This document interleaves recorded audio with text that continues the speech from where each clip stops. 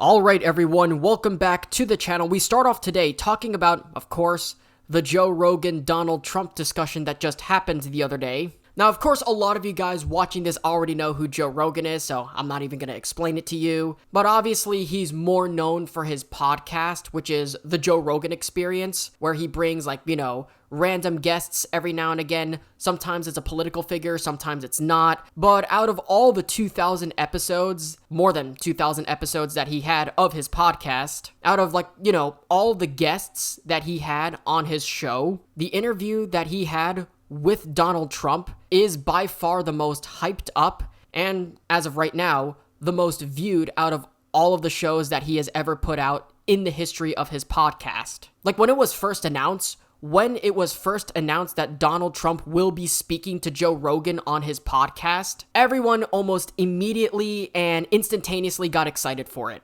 For months and even for years, especially after that X space that we just had with Elon Musk, everyone has always demanded Joe Rogan to do an interview with Donald Trump.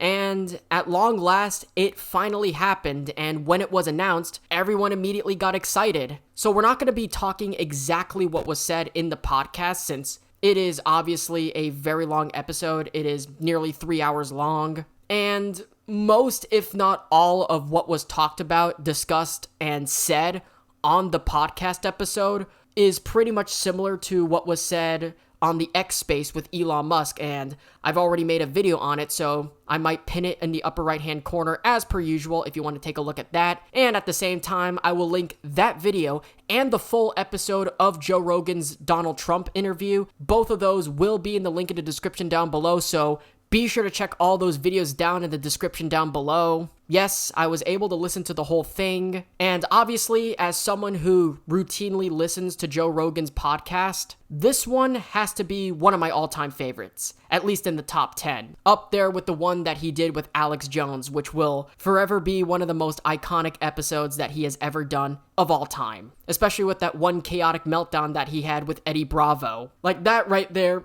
literally absolutely the most funniest fucking shit that I have ever seen. But anyway, our main focus right now is the Joe Rogan Experience, episode number 2219, Donald Trump. Now, obviously, because, Trump is on it, the hype that it has generated, everyone wanted Joe Rogan to interview Donald Trump. People were curious what was going to be said in that podcast. Again, I'm not going to go into detail about it.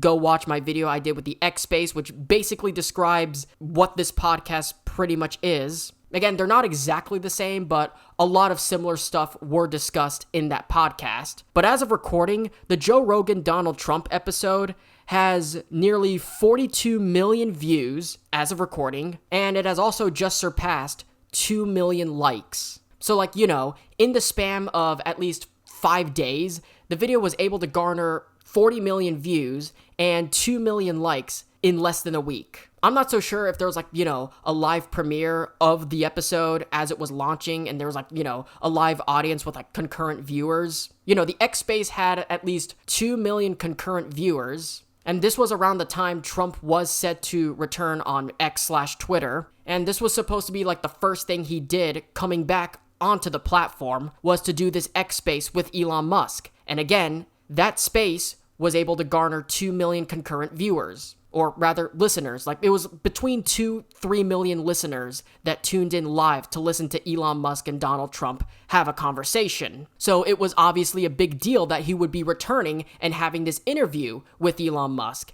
And a lot of people convinced Kamala Harris to do exactly the same thing. And again, a lot of people, including her supporters, are also telling Kamala Harris to do the same thing with Joe Rogan.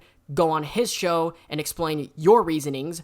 We will get into that. But it was no surprise that the X Space that Trump did with Elon Musk was a big success. And the technical issues that was happening initially was because so many people were tuning in just to listen to Trump and Musk talk to each other and explain their ideas and agree and disagree on what they think and believe. It really was the perfect interview, and there was a lot of audience participation in there as well. You're also talking directly to your own audiences while you're being interviewed in the process. Now, the Joe Rogan podcast, on the other hand, I'm not so sure that this was live. Obviously, this was pre-recorded, but I'm not entirely sure if this was like a premiere of some sort. You know, like with YouTube premieres where you can be able to show videos live in real time as it's being uploaded. The video's already pre-recorded, it's just the live preview of everyone watching it all together. That's what the YouTube premiere feature is. I don't think this episode of Joe Rogan did that. However, once this episode launched, it went viral almost instantaneously. Again, over 40 million views, over 2 million likes. So much like with the X space with Elon Musk, the Donald Trump interview on the Joe Rogan Experience was yet again a big success. So this goes to show you that a lot of people were in fact interested on what was being said in that episode. And believe me, as someone who listens to the whole entire episode, there are a ton of things in this episode that I found fascinating and interesting and wanted me to listen to the entire thing. Again, I have no time to discuss what was said in this episode, but nevertheless, it was probably one of my favorite episodes of the Joe Rogan Experience for a reason. It was fascinating. It was interesting. I got to listen to different viewpoints. I was able to learn a lot of things from this podcast alone. It was that good of an interview. There was no bias, there was no overpraising of Trump, and there was no overhating of Trump. It was just purely both an interview and a conversation. So it's no wonder that this whole episode was a big success. And it's also the same reasons of what made the X space a success as well. And also, more importantly, have you noticed when Donald Trump is in an interview, or he's given a speech, or he's at one of his rallies, or when he makes one of his, Agenda 47 videos, like on YouTube and Rumble and something like that, he has become more straight to the point than he was in 2020, and even to a degree, 2016. He sticks to the issues. I've noticed it in both the X space that he did with Elon Musk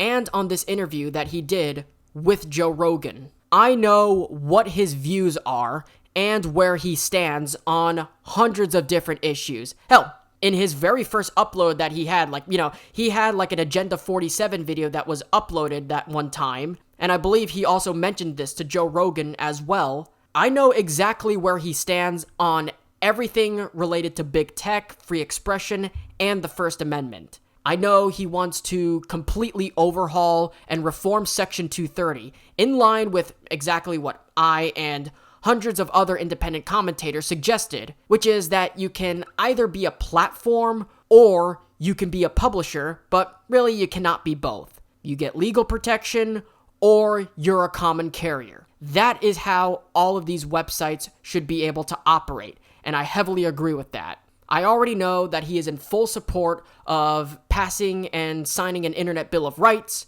which, by the way, probably and most likely will not happen anyway, but it's still a good idea to push that one out there. But I already know where he stands on those issues. Economically speaking, I already know where he stands. His tax proposals, for instance, would be an extension of the Tax Cuts and Jobs Act with some additional leverage on that. And with J.D. Vance, and even with him, Tim Walz is just nothing but sloganeering all the time, and he says socialism is neighborliness, all while playing the new Call of Duty with AOC and Ilhan Omar. And on the flip side, J.D. Vance is saying, hey, you know what would be a good idea?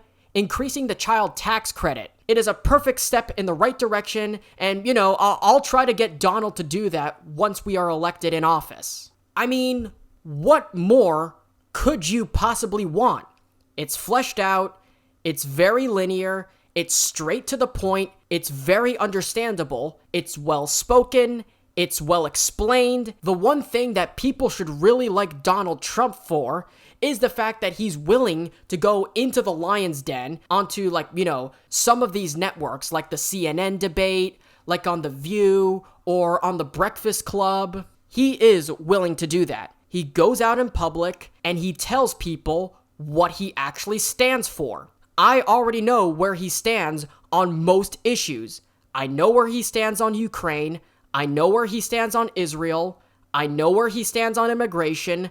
I know where he stands on trade wars. I know where he stands on Iran, China, North Korea, diplomacy, foreign policy, tech, guns, the First Amendment, the economy, tax proposals, etc., etc., etc. I mean, there's just so much. I can make like a 2-hour video just telling you about Donald Trump's stances because all of them have already been out there. That is already a strength that Donald Trump has, and it's the reason why so many people love him and why so many people hate his guts. Because he tends to go everywhere he goes and he explains his views and he tells everyone where he stands on a certain issue. And the vast majority of people already know because of that fact alone. However, when Kamala comes out and she speaks, she's just shouting slogans, and there really isn't that much there. Like, for example, I already know a couple of her positions. I know that she wants to completely eliminate the GOP tax plan,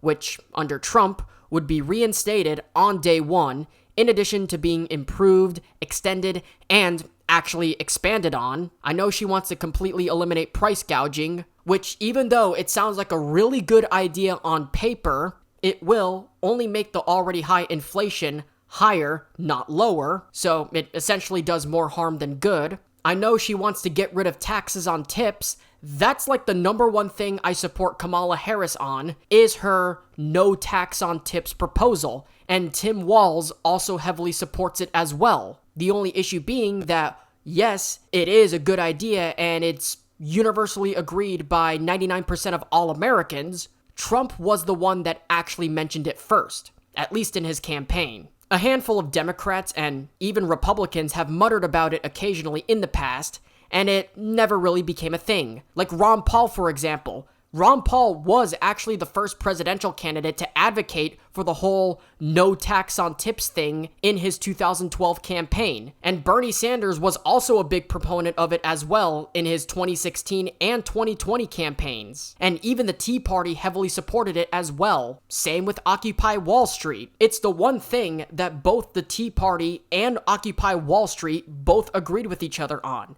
To both of those movements' credits, that's actually a good idea, and I heavily support it as well. It comes from the far left mainly. But Trump is the only mainline candidate that is at least inside the whole doctrine of ideology who's actually expressed it at all. Hillary Clinton only mentioned it once in her campaign, and Joe Biden only murmured about it like that one time over a year ago, and that's essentially the only thing you'll get at the federal level from the DNC. But Kamala Harris, being a huge advocate of the whole no tax on tips thing, gotta give credit where credit is due, even though Trump was first. So aside from that, I also know that Kamala wants to ban assault weapons, so-called, and she wants to ban AR-15s and guns in the country, which is a very bad idea and virtually impossible because there's an awful lot of them in the country, and you might cause some violent carnage across the nation. It would be very dangerous, and there would be some casualties. People would get hurt because there are people out there that are not going to give them up willingly. And I've already made several videos of my thoughts on gun control, so I'm not going to go too much into talking about why I disagree with having an assault weapons ban, but that is one of the things that Kamala wants to do when she's president. She wants an assault weapons ban. And even going back to like one of her first debates in the 2020 primary, she says that if Congress doesn't pass or put forth an assault weapons ban within the first 100 days of her administration, she stated that she would put the matters in her own hands and willing to take executive action into doing so anyway, which by the way is a much worse idea. So obviously, I already know where Kamala stands on a few issues. There are some that I do agree with and support, don't get me wrong. Again, no taxes on tips. But there's still a lot that I tend to mostly disagree with her on. Meanwhile, Trump, on the other hand, when he has a conversation like this about tech, about science, about space travel, about history, geography, politics, sociopolitics, and geopolitics in general, diplomacy, he throws out and elaborates his ideas. He is very good at elaborating and explaining his ideas when you have these kinds of conversations. I know exactly what I'm getting with him. It's like this, here's a good analogy that I can give you with this. I'm pretty sure some of you guys have already heard of this thing called the Monty Hall problem. It's a very common statistics problem to determine the probability of what a certain object contains, giving you a 33% or a 50% chance, depending on how many doors are in the problem. Usually it's 3, and it kind of goes like this. Imagine you have 3 doors. Door number 1, door number 2, and door number 3. One of them has cash money, and the others have goats in them. Let me just pick a random door, for example. Let's say you pick door number 1. The host then opens up any door of his choice, and the host knows exactly what's behind them. So after you make your choice, the host opens up, let's say, door number 3, and there's a goat behind that door. So you already know that there's a goat out there because he just showed it to you. So you already know what you're going to get behind that door. So now you have to choose between 2 doors. So there's a 50% chance you might get lucky and you might get a cash prize, or there's another 50% chance that you'll get another goat. That's kind of sort of what this is to me. In one of the doors, if you go through that door, you know all the components, you know everything that's inside, and you know exactly what you're getting in one of these choices because it's been revealed to you and it's been shown to you. So you're either going to get something completely different from one of the unopened doors, or you're just going to get the same thing. You don't know what's behind the other doors because it hasn't been revealed to you, unless you start picking it. This is what makes the Monty Hall problem so challenging. It's much easier to understand and pick the one that you already know is there, but then once there's 2 choices that are completely mysterious, and you're not going to know exactly what it is until it's revealed to you. Now, if you're a gambler, you can pick any of these unlabeled doors. Because again, there's a 50% chance you might win, there's a 50% chance you might lose. The average person will go for the one that they already know, because when they look at the unlabeled doors and the unopened mysterious doors, they're going to be like,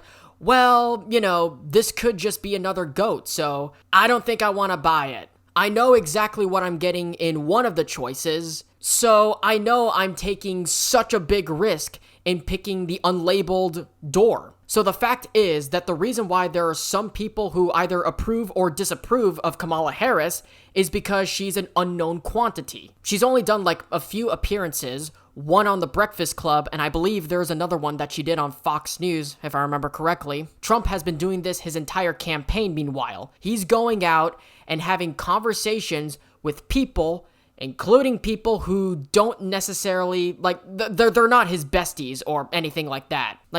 Joe Rogan and Elon Musk. He disagrees with some of their political views, but at least he's willing to talk to them and debate and have a conversation with them. And I know where he stands on the issues. Just go and watch the whole 3-hour podcast he did with Joe Rogan. He actually talks about the issues. Harris, on the other hand, doesn't do that. She just creates and says slogans. We're gonna turn the page, we're gonna circle back, I am woman, hear me roar, and things like that. All right, well, that's good. I don't think there's anything wrong with that. But, what are your thoughts on this foreign diplomatic crisis? What are your thoughts on Israel v. Gaza? What are your thoughts on Taiwan? What are your thoughts on this specific tax? What's your plan for the economy? What are your thoughts on cryptocurrency? What plan do you have on Medicaid and Medicare? What are you planning on doing to help gain black voters? And so on and so forth. So that's basically her campaign. And the fact is, with Trump, and this is one of Trump's major strengths, and this is most likely what led him to win in 2016,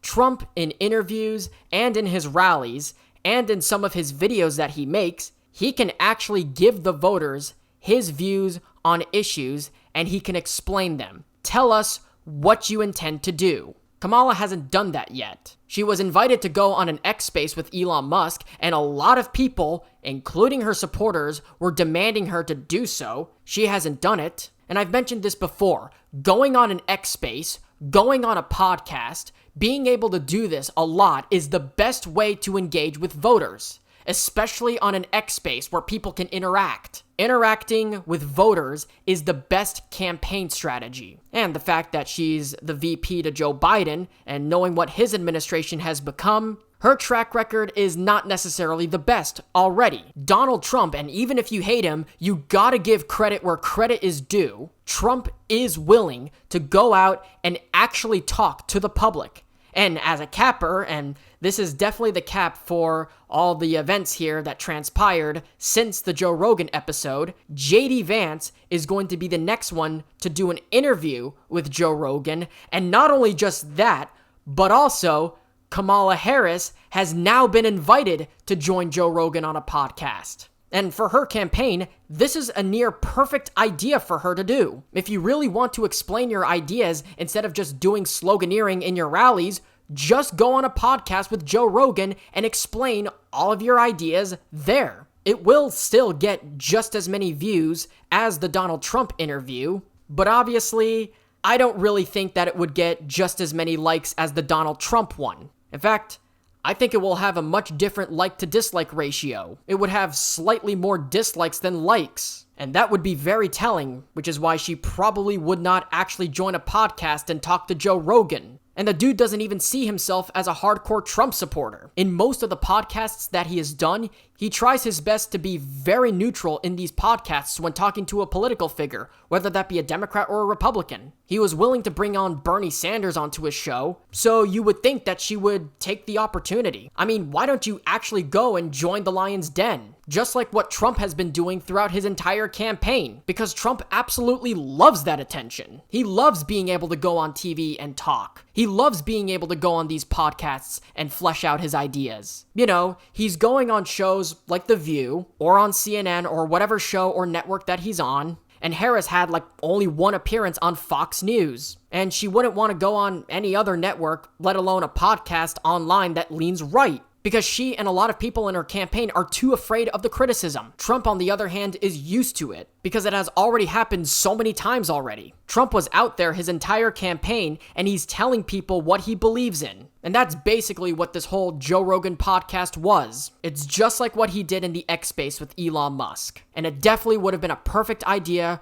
for Kamala Harris to do so. I mean, it's not too late. Election day isn't until next Tuesday, so there's obviously still time to do so. Just go and do what Trump does. This is literally the best campaign strategy you can possibly think of. But anyways, if you listen to this podcast, I want to know what your thoughts are on it. Did you find what was being talked about interesting? Do you agree what was being said? Did you disagree with what's being said?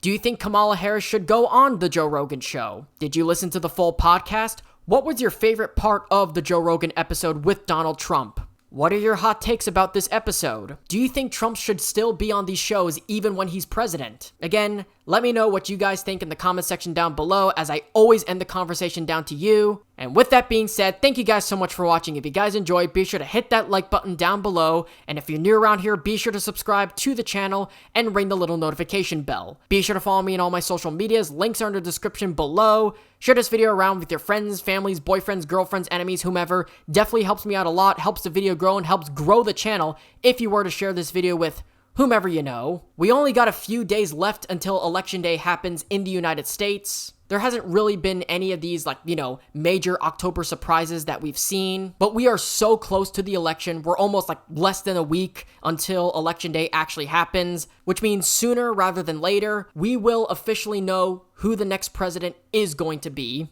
It's crunch time for these candidates. There's still a lot to be discussed. I still got a few polling analysis videos and a few predictions before Election Day comes. I think I got 2 more videos until Election Day comes, so make sure you stay tuned. I'm your news guy. Make sure you subscribe. Make sure you have those notifications turned on, because you'll never know when a new video comes out. So anyways, guys, like, subscribe, ring notifications, and until then, take care, talk soon, and I'll see you guys in the next one. You're awesome.